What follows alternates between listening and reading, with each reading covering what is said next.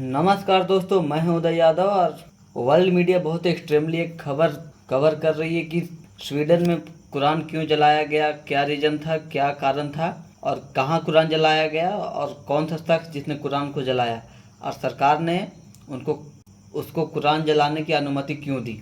इस टॉपिक पर हम लोग बात करेंगे। वीडियो में बहुत कुछ आप लोग को जानने को मिलेगा, तो वीडियो को लाइक करें और चैनल को सब्सक्राइब कर ले ताकि फ्यूचर में मैं आप लोग को और इस टाइप से रिलेटेड वीडियो लाता रहूं।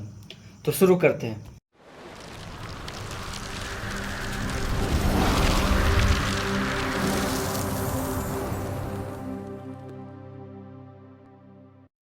आर्टिकल्स पब्लिश हुए। स्वीडन में मस्जिद के सामने फिर से कुरान जलाने की तैयारी, कोर्ट के आदेश पर पुलिस ने दी अनुमति।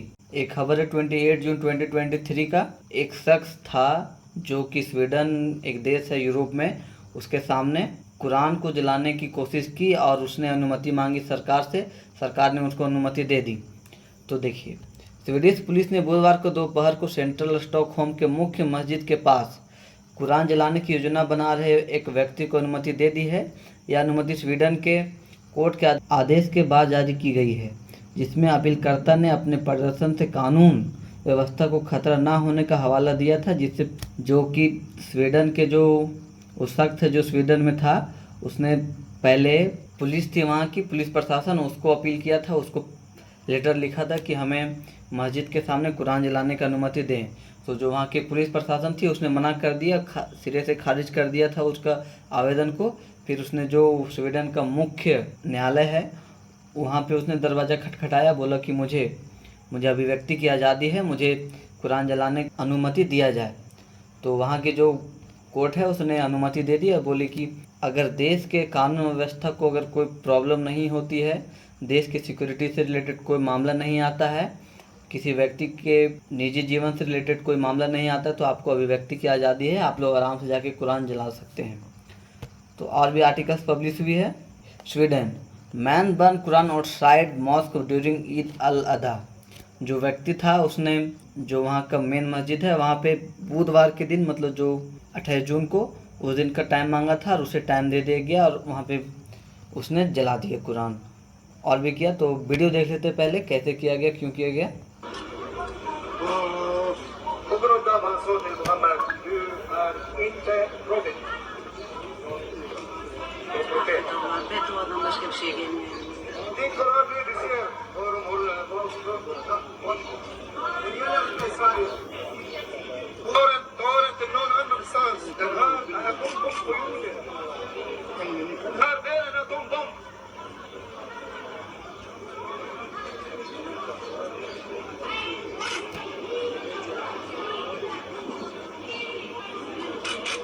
Jag vill bara säga någonting. Sociala barn, era son.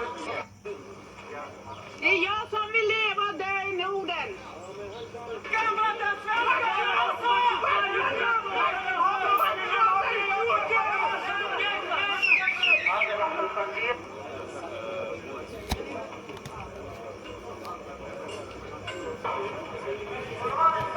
इसके बाद पूरा दुनिया ने इसको एक्सट्रीमली कवर किया। कई सारे जो मुस्लिम्स कंट्री है उन्होंने इस पे विरोध प्रदर्शन किया, विरोध जताया। और देखिए,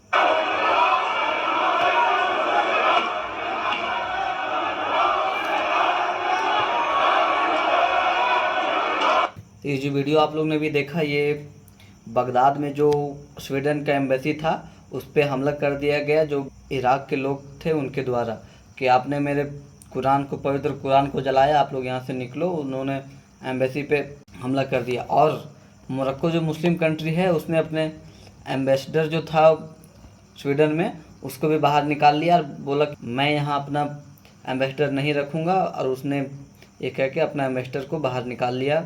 मोरक्को का जो एम्बेसी था स्वीडन में, वहाँ से बात हम लोग करते हैं कि ये क्यों ऐसा हुआ, क्यों हो रहा है। इसका जो मेन रीज़न है ना, एक कुरान जलाना, विरोध प्रदर्शन करना, मस्जिद के सामने जलाना, ये देखिए उसका मेन रीज़न है ये नाटो। स्वीडन जो है बहुत पहले से नाटो में मेंबर लेने के लिए या शामिल होने के लिए आवेदन कर चुका था, लेकिन जो तुर्की है या तुर्की है, उन्होंने स्वीडन और फिनलैंड, ये दोनों कंट्री एक साथ अप्लाई किए थे या आवेदन किए थे कि मुझे नाटो में शामिल कर लिया जाए, लेकिन फिनलैंड को शामिल कर लिया गया और जो स्वीडन है उसको नहीं शामिल किया गया, क्योंकि जो नाटो का देश है जो उस टाइम 30 मेंबर्स थे, उनका सारा का सहमति होना ज़रूरी है। अगर किसी देश को नाटो में मिलाना है सारे देश का अनुमति होना ज़रूरी है। तो तुर्की जो था उसने अनुमति नहीं दी, उस पर एग्री नहीं हुआ कि स्वीडन को मिलाया जाए। हाँ, फिनलैंड को नहीं मिलाने का भी बात किया था उसने, फिर कुछ समय के बाद उसने मान लिया और फिनलैंड को मिला लिया, बाकी स्वीडन को नहीं मिलाया। उसके विरोध में उन्होंने, जो वहाँ के नागरिक है, वहाँ के जो लोग हैं, उन्होंने विरोध प्रदर्शन किया कि कुरान बहुत गलत है, इसको बैन किया जाए। तो ऐसा नहीं है कि ये पहली बार हो रहा है कि अभी जो जलाया जा रहा है कुरान या अभी इस पर प्रोटेस्ट किया जा रहा है, ऐसा कुछ नहीं है, ये पहले से भी किया जा रहा है। मैं आपको आर्टिकल दिखाता हूँ। 23 जनवरी 2023, पवित्र कुरान जलाने से टूट सकती है स्वीडन का नाटो सदस्य बनने का सपना। पहले भी कुरान जलाया गया है, पहली बार नहीं है। पहले डेनमार्क में भी एक डेनमार्क का व्यक्ति था जो डेनमार्क का भी नागरिकता था उसके पास, और स्वीडन का, उसने भी कुरान को जलाया था स्वीडन में 29 अगस्त 2020। स्वीडन में कुरान जलाने के खिलाफ विरोध प्रदर्शन हिंसक हो गया है। मतलब उस टाइम भी कुरान जलाया गया था जब 2022 में, तो मतलब ये बहुत लंबे से चलता आ रहा है, क्योंकि इसका मेन रीज़न है नाटो में शामिल होना, और जो तुर्की है इसमें परमिशन नहीं दे रहा है नाटो में शामिल होने के लिए। अब देख लेते हैं कि स्वीडन है कहाँ। अब हम लोग स्वीडन पे जूम कर लेते हैं, स्वीडन कहाँ है। ये देखिए, ये रहा स्वीडन, ये रहा नॉर्वे, ये रहा फिनलैंड। फिनलैंड को नाटो में शामिल कर लिया गया है और स्वीडन अभी अप्लाई किया है, जो कि तुर्की की वजह से इसको वहाँ पे शामिल नहीं किया जा रहा है। ये रहा स्वीडन का मैप, ये रहा स्टॉकहोम, यहीं पे विरोध प्रदर्शन किया जा रहा है, यहीं पे कुरान को जलाया गया। एक यूरोपीय देश है, इस देश में अभिव्यक्ति की आज़ादी को बहुत वैल्यू दिया जाता है। यहाँ की सरकार, यहाँ की जो कोर्ट्स है, वो बहुत इस पे ध्यान देती है कि लोगों का आज़ादी जो है उसका वो ख़त्म ना हो, उसको बहुत ध्यान रखा जाता है। इसी की वजह से इसको आज़ादी मिल गया था, या मतलब परमिशन मिल गया था कुरान जलाने का स्वीडन में। Sweden Quran burn protesters from embassy in Baghdad. Baghdad में जो इसका एम्बेसी था उस पर तो आपको मैंने वीडियो दिखाया, उस पर प्रोटेस्टर के द्वारा हमला कर दिया गया बगदाद में, और बोला कि आप यहाँ से निकलो, यहाँ से जाओ। तुर्की ने इसको कंडेम किया है। Turkey condemns new Quran burning in Sweden. मतलब पहले भी इसने कंडेम किया था और फिर से नया न्यू लिखा हुआ ना, न्यू कंडेम किया कि आप कुरान जलाने के बहुत गलत किए, मैं इस पर चिंतन हूँ। नाटो के जो सेक्रेटरी जनरल हैं उन्होंने भी इस पर कमेंट किया। उन्होंने कहा कुरान जो जला है स्टॉकहोम में गलत नहीं है, वो सही है, वो अभिव्यक्ति की आज़ादी है, जो कि वो आराम से अपने आज़ादी के अनुसार जो मन चाहे वो कर सकता है। नेशन और किसी व्यक्ति को इससे खतरा नहीं होना चाहिए। बहुत बार एक और वर्ड आ रहा था बीच में, यूरेबिया। ये यूरेबिया क्या है? देखिए, यूरोप में बहुत टाइम से, जैसे सीरिया हो गया, लेबनान हो गया, जो मिडिल ईस्ट के कंट्री हैं उनके द्वारा जो वहाँ पे देश हैं जो जहाँ पे मतलब गृह युद्ध चल रहा है, सिविल वार चल रहा है, वहाँ से बहुत सारे माइग्रेंट करके यूरोप में जाने लगे थे। आज से नहीं, बहुत टाइम से, जो कि उस टाइम पे यूरोप इन लोग को एक्सेप्ट करने लगा था कि हाँ आओ, वैसे भी मेरे देश में पॉपुलेशन कम है, यूरोप में पॉपुलेशन कम है, आओ कामें करो और यहाँ से पैसे कमा के जाओ। लेकिन धीरे धीरे टाइम बीतते गया तो ईरान के कुछ नेता लोग जो इस्लाम के स्कॉलर थे उन्होंने अपील करना शुरू कर दिया कि जो यूरोप में मुसलमान रह रहे हैं या जा रहे हैं वो अपना धर्म ना छोड़े, अपने धर्म के प्रति ईमानदार रहें, कट्टर रहें और वहाँ पे काम करें। तो इसको बहुत ही हैवली लिया गया यूरोप के मुस्लिमों के द्वारा कि नहीं, मुझे अपने धर्म प्रति ही रहना है, उन लोग से घुल मिल के नहीं रहना। तो धीरे धीरे उन लोग में एक अलग से भेदभाव होना शुरू हो गया, मतलब लोगों में पार्टीशन होना शुरू हो गया। इस्लाम वाले अलग रहने लगे और क्रिश्चियन लोग अलग रहने लगे।